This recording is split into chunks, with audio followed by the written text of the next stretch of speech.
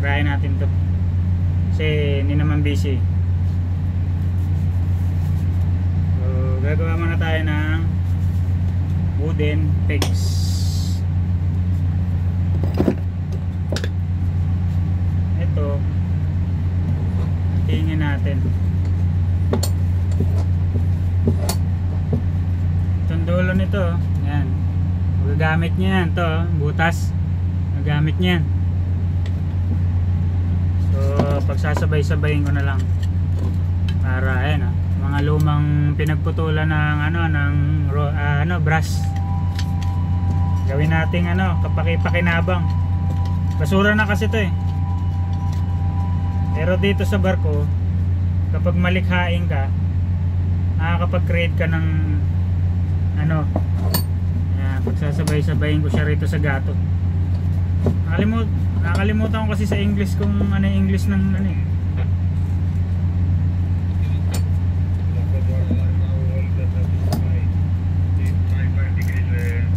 hydraulic oil setup.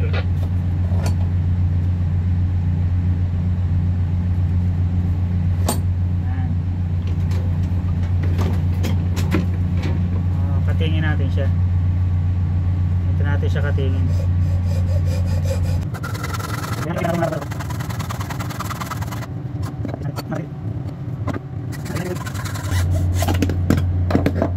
Ayan. So puputulin natin yan, butasan natin. Kaso lang hindi siya pantay. Putol pa ako ng isa.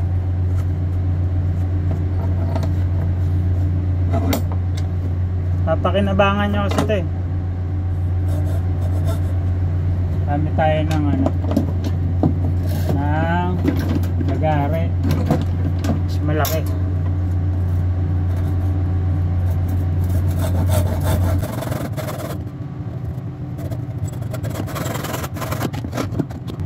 Diba? Bubutasan natin yan.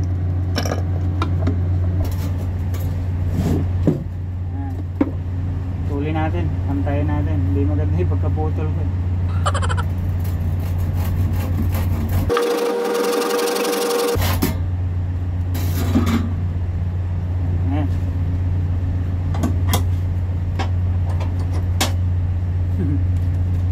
Pantay na.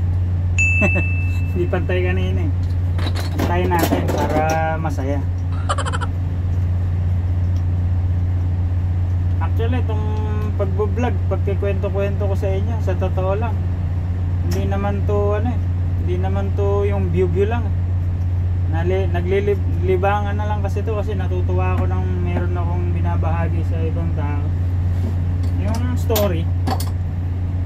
Yung iba kasi vlogging pera-pera talaga eh. Maganda rin naman, kikita ka, kaso lang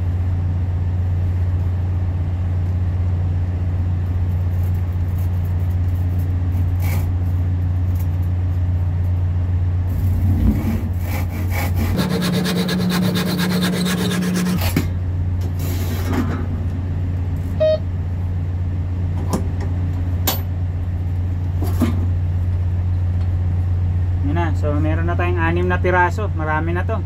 Bubutasan natin 3 yan. Ito din 3. Ang babanatan naman natin, ito, puputol tayo. Putulin natin to. Gagawin natin pegs. Kailangan natin ng lagaring bakal. Pero didiretsuhin muna natin para pantay. Yan gamitan ko siya ng gato.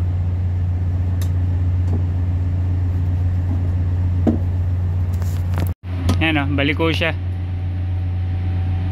So papantayan natin yan. Ayan papantayan.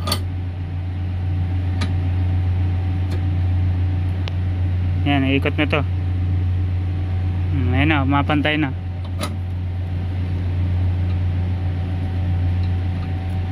Nakakalang kasi. Kita mo, pantay na. Ito, didiretsuhin natin to.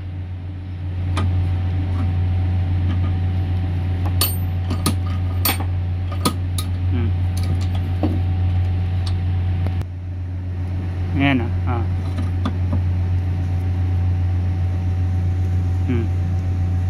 Pumantay na siya ng konti. Bibend natin konti dito. Ayan. Kasi ito papantayin natin. Bali dito ko na siya puputulin. Ito kasi yung pupukpukin natin eh.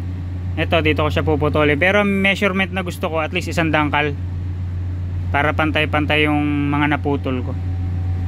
So hanggang dito puputulin ko.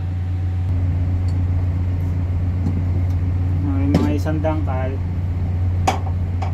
Para sa mga first timer na hindi pa marunong maggamit ng mga tools, ang ginagamit natin pamputol ng bakal is lagaring bakal. Tandaan nyo ha. Ayan, may mga 1 dangkal na ako. So dito ko siya puputulin.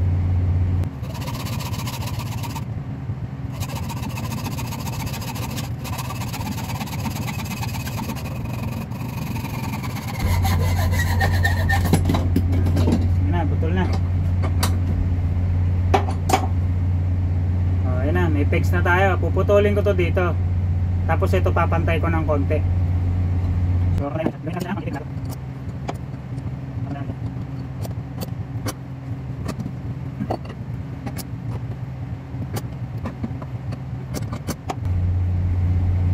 ayan na siya. Malapit na siya maging pegs. Puputulin ko na lang siya dito. Ayan, nakita nyo. Diba? Ito yung original. Ayan, napantay na natin. So, putulin ko dito. Yan.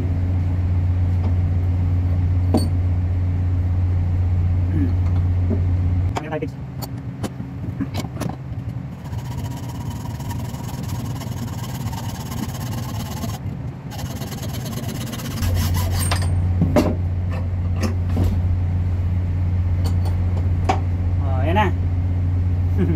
May fix na tayo. Di ba? Kung may mga gamit kayong roller sa bahay nyo, ayan o, yung mga pinaggamitan, kinalawang na. O ayan na, may pegs na ako. O, di ba? Tapos, meron tayong ano, di ba? O.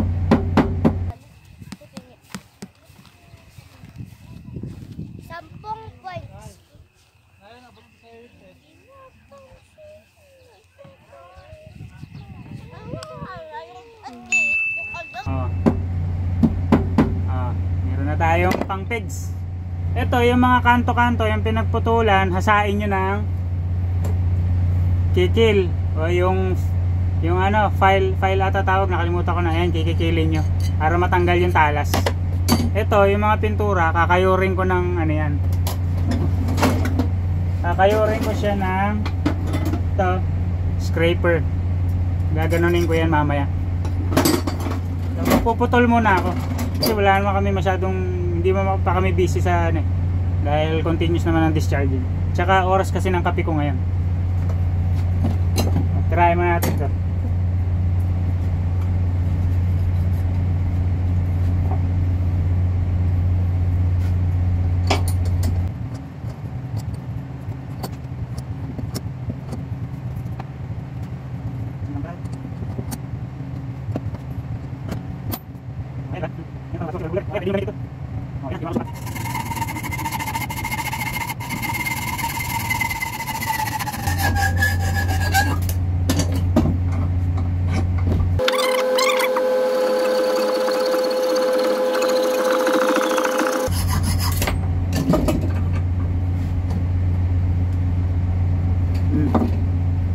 Ayan na, may dalawa na ako. Idediretso ko lang to. Di ba?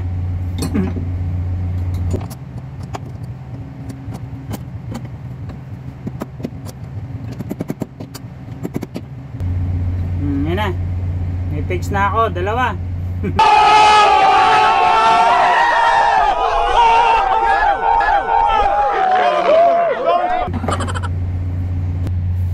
Mga 1 hour na lang matatapos na yung ano, duty ko. Yung duty namin. So triple watch naman kami. So ito yung mga ano, mga lumang handle ng roller na dinampot ko nung nasa dry dock. Yung mga itatapon na yung mga matatagal na to, dati pa to. Mga nakabaon sa pintura, yung mga nasira na hindi na ginamit. Although pwede pa rin gamitin, kaso pag sobrang tagal na, hindi na rin ginagamit kasi dumarating naman yung mga bagong roller. So yun din yung ginagamit namin bago. Ito, natatapon na lang talaga. So nakaisip ako ng paraan paano siya re-repurpose. Ang isa sa purpose kasi nito, pinaggagamitan namin, pag naputol namin siya na ganito, pinaplat namin to pambukas ng mga pintura, pambukas ng hardener. Pero isa pang purpose nito, pinapatalas ko to. And then ginagawa ko tong pantusok. Kapag nagtatahi ako ng mga canvas, yung mga kapal, pinantutusok ko to eh. So isa to sa pinagagamitan ko. And yun, nakaisip ako ng another idea na instead itapon, gumawa ako ng pegs. So syempre mahilig na tayo sa camping ngayon pagka nasa bakasyon.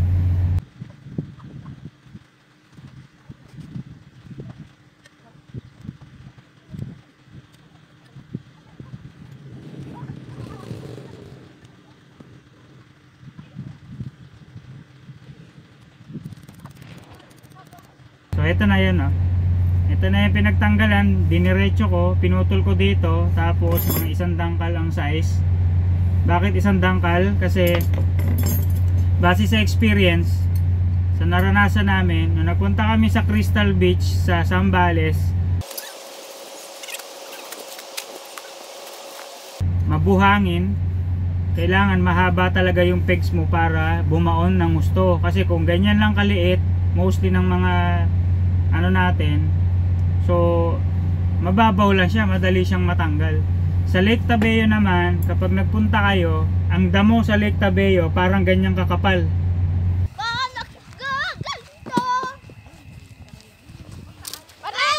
So kapag ang pegs mo ganito lang kaliit, ang nakabaon sa lupa, parang 1 inches lang ang nakabaon sa lupa. Kaya kailangan at least, ayun o, sinukat ko. Ayun o, isang dangkal. Ayun o. So yung isang dangkal, kung ganito mang kakapal ang lupa or ang damo, at least meron kang ganitong kahaba na nakabaon sa ano. So base to sa experience ko, sa experience namin, so sinishare ko sa inyo para magka-idea kayo. Kaya kung meron, mostly sa bahay kasi may mga ganito tayo, di ba? Kasi sa mga hardware may nabibili tayong ganito.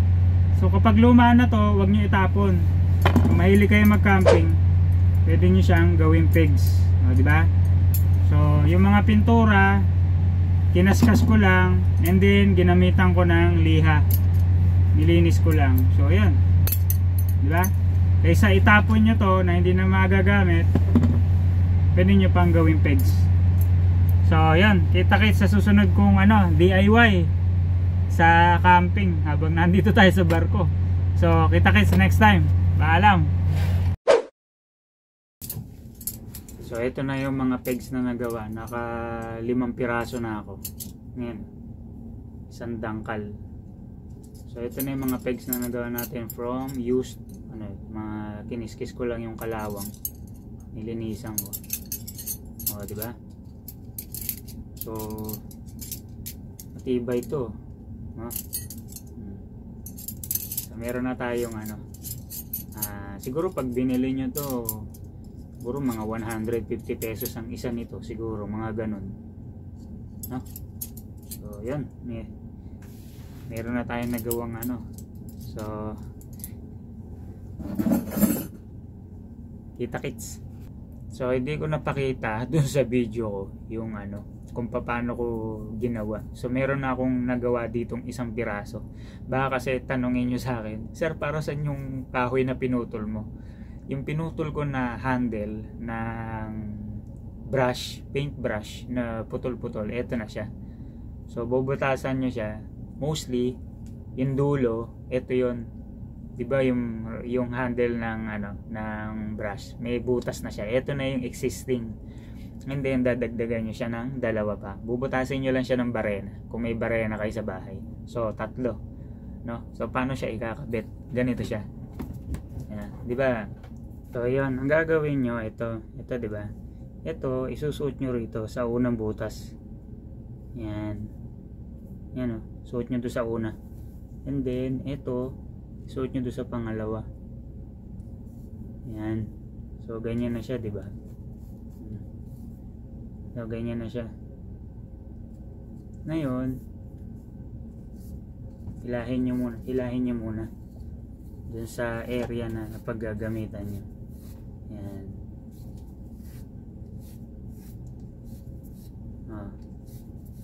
Ayan na siya, di ba?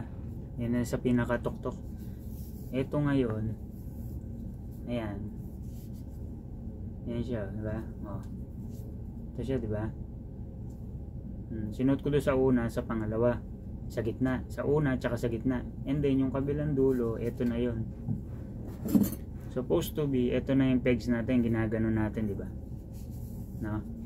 So, ito na yung pegs. Pero to, imagine niyo na nakatusok na to sa lupa kasi tatali ko lang to sa table. So tatali ko siya sa table.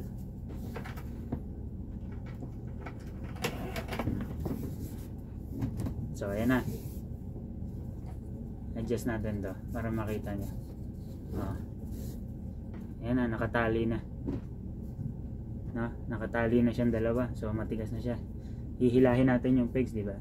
So, etong isa, yung existing na butas na isa, dito nyo sususuot. Ayan o. Tapos, ibuhol nyo muna to. Lagyan nyo ng buhol para hindi siya matanggal. Diba? May buhol na. Ngayon, ayan na siya. Diba? Naka-slack. Naka-slack siya, diba? Paano nyo siya i-adjust? Hawakan nyo yung kahoy. Tapos i-ganon nyo siya. Yung parang gaganon nyo siya. Ayan o. Di ba? So, matibay na yan. Ngayon, pag i-adjust nyo, ito, gaganunin nyo naman siya para lumuwag. Ayan o. Di ba? Nakaslack na siya. Higpitan ulit natin. Hawakan nyo lang tong kahoy. Ayan o. Ayan o. Hawakan nyo to. And then hawakan nyo to sa taas. Ayan o.